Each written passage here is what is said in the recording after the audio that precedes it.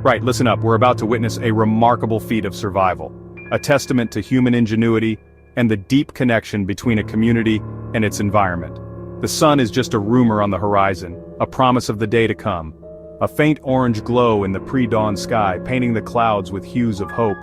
Out here, miles from any ocean where the salty tang of the sea is just a distant memory, you have to be clever to survive. Every resource is precious, every skill honed over generations. Salt is life, it keeps your body working, regulating vital functions. It's more than just a seasoning, it's essential for survival. The villagers know this. For generations they've headed into the misty forest at dawn, following a path worn smooth by their ancestors. Their mission: find plants that hold the secret to salt, unlocking the earth's hidden treasures. This isn't random gathering, it's not simply picking whatever looks green. It's a precise operation based on centuries of knowledge passed down through families, whispered from elders to the young. They target maize stalks, palm fronds, marsh grass, and certain woods, plants that draw minerals from the soil, acting as natural accumulators of the earth's hidden salts. The villagers move with quiet confidence, reading the forest for signs of mineral-rich plants, understanding the subtle language of the leaves and the soil. Each person carries a woven basket soon to be filled with the green gold that will become their salt, a precious commodity in this landlocked world. The work is methodical, a rhythm established over generations. Machetes slice with practiced ease, fronds are bundled, tied with natural fibers. Every action has purpose, every movement deliberate and efficient. They need a massive amount of plant material. The yield of salt is small, so the collection must be huge, a testament to the effort required to wrest sustenance from the land. By the time the sun crests the treetops, painting the forest canopy with golden light, their baskets are overflowing. The first, most crucial phase is complete. Now the real work begins, the transformation of plant matter into precious salt. The air is thick with the smell of damp earth and decaying leaves, a constant reminder of the cycle of life and death. Dew clings to every surface, sparkling like tiny diamonds, and the only sounds are birds and the soft rustle of vegetation, a symphony of the natural world. The villagers work together, a silent, coordinated team, each member playing their part in this ancient ritual. There's no wasted movement. Every step is guided by tradition, a deep understanding of the forest and its secrets.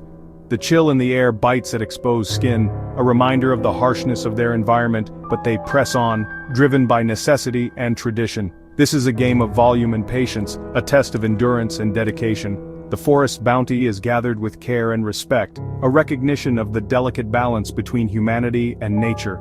Soon, the baskets are heavy, laden with the promise of salt, and the group turns back toward the village, their steps echoing through the silent forest. The day's true challenge is just beginning. Survival here is a matter of knowledge, patience, and teamwork, a testament to the resilience of the human spirit. Back in the village, life continues, interwoven with ancient practices. The next stage begins, a crucial step in their agricultural cycle. Preparations are made with practiced efficiency. The villagers unload their bounty, the gathered vegetation representing weeks of labor. It's all carefully arranged into a massive mound in the burning pit, ready for its fiery transformation. This is more than a chore. It's not just about clearing land. It's a ritual of survival, a deep connection to the land and its cycles, ensuring future harvests. The fire is lit using traditional methods, knowledge passed down through generations. No matches, just skill and patience, a testament to their resourcefulness and understanding of nature. Smoke curls, then flames catch, dancing around the edges of the pile. And the pile is soon consumed by fire, the flames growing stronger, reaching for the sky. The smell is thick and acrid, filling the air with the scent of burning vegetation. The heat intense, radiating outwards, a palpable force. The vibrant greens and browns blacken and char, surrendering to the power of the flames. Flames leaping high, a visual representation of transformation. For hours, the pyre burns, a controlled inferno reshaping the landscape. Villagers tending it with long poles, ensuring an even burn and complete combustion. Every bit of organic matter must be turned to ash, leaving no trace of the original vegetation. This is where the minerals concentrate, the essential nutrients for the next crop. As the fire subsides, its energy spent, the mountain of plants is reduced to glowing embers and fine gray powder, a testament to the fire's transformative power. The violent spectacle is over, the flames now just a memory. leaving behind mineral-rich ash, the foundation for new life. The forest has been transformed, altered by fire and human intention. Children watch from a distance, absorbing the scene, learning the ritual, ensuring its continuation for generations to come. The air is tense with anticipation and the smell of cold smoke, a lingering reminder of the fire's intensity. The villagers know the hardest part is still ahead, the true test of their efforts. The ash is left to cool, slowly releasing its heat back into the earth.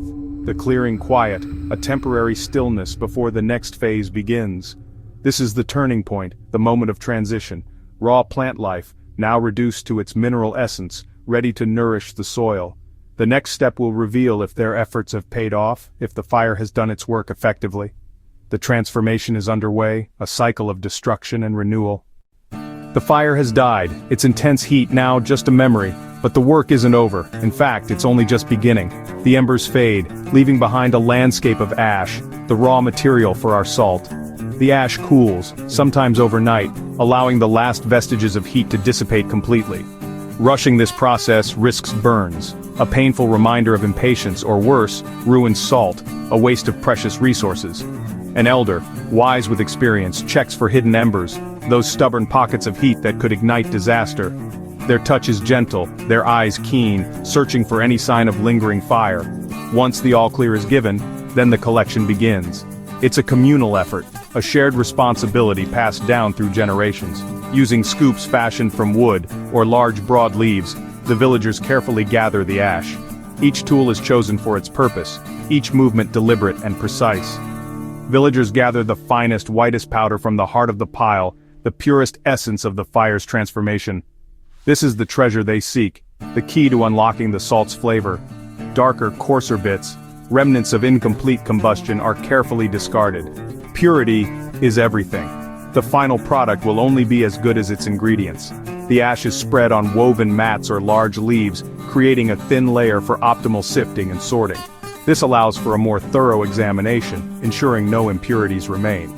Hands and simple sieves crafted from natural materials meticulously remove any remaining charcoal pieces and other unwanted impurities. It's a slow, painstaking process but essential for achieving the desired quality. Every grain is inspected with a discerning eye, each particle scrutinized for its color and texture. The quality of the final salt, its taste and texture, depends entirely on this crucial step. There are no shortcuts, no compromises.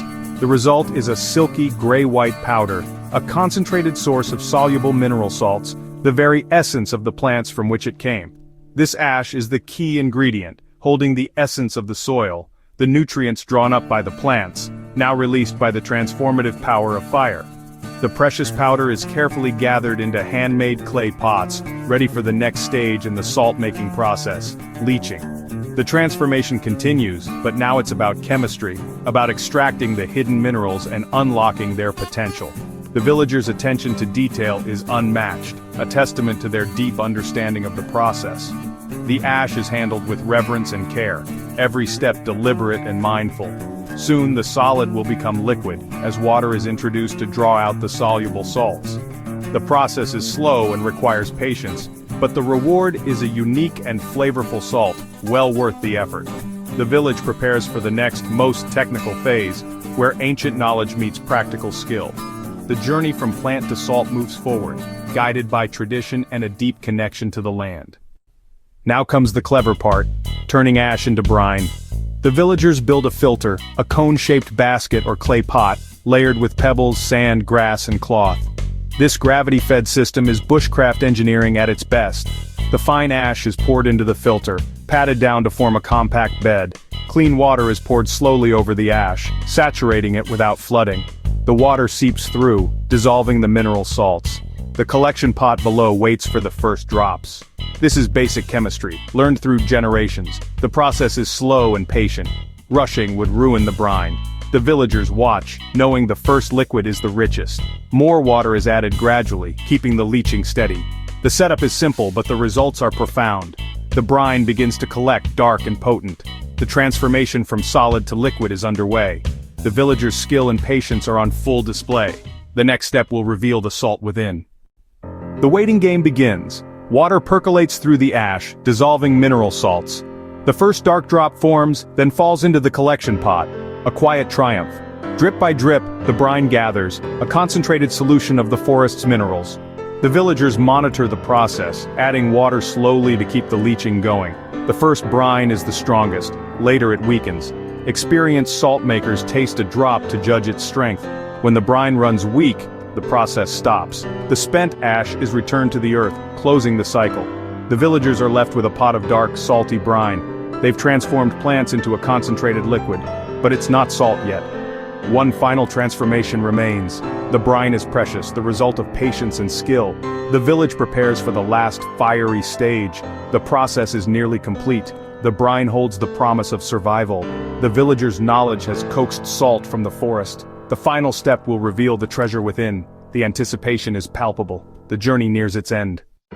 The final stage, evaporation, requires fire again. The brine is poured into a wide, shallow pan over a controlled fire. As it heats, bubbles form, steam rises, and the liquid thickens.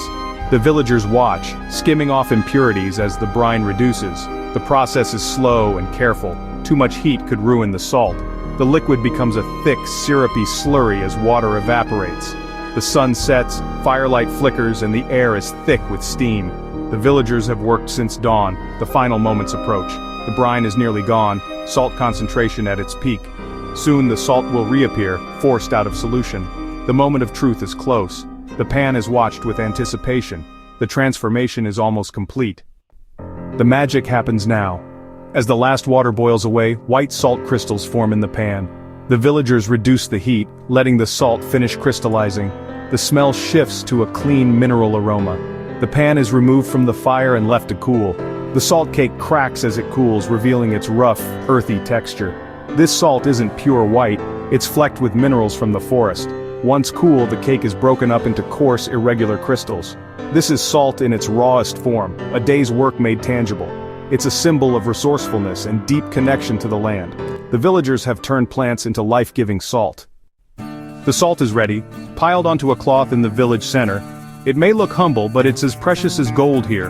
The reward is shared. Each family receives a fair portion, measured by the elder. There's no dispute. This is a system built on trust. Children get the first taste, a sharp, intense flavor, a lesson in heritage. The salt will be stored carefully, used sparingly to season and preserve food. Every pinch is a reminder of the forest, the fire, and the community effort. This is more than a condiment, it's the taste of survival. The ritual strengthens community bonds. The process teaches respect for nature and hard work. The salt's journey is a lesson passed down through generations. It's a celebration of resourcefulness and unity. Look at what they've achieved. Salt from plants, not the sea. This is survival and ingenuity at its finest. The villagers' ocean is the forest, their mind the soil. They take only what they need, returning spent ash to the earth. Knowledge is passed down, ensuring the cycle continues. This is true sustainability, balance with nature. The process is science born of necessity, not textbooks. It's proof of human adaptability and cooperation. Next time you reach for salt, remember this journey.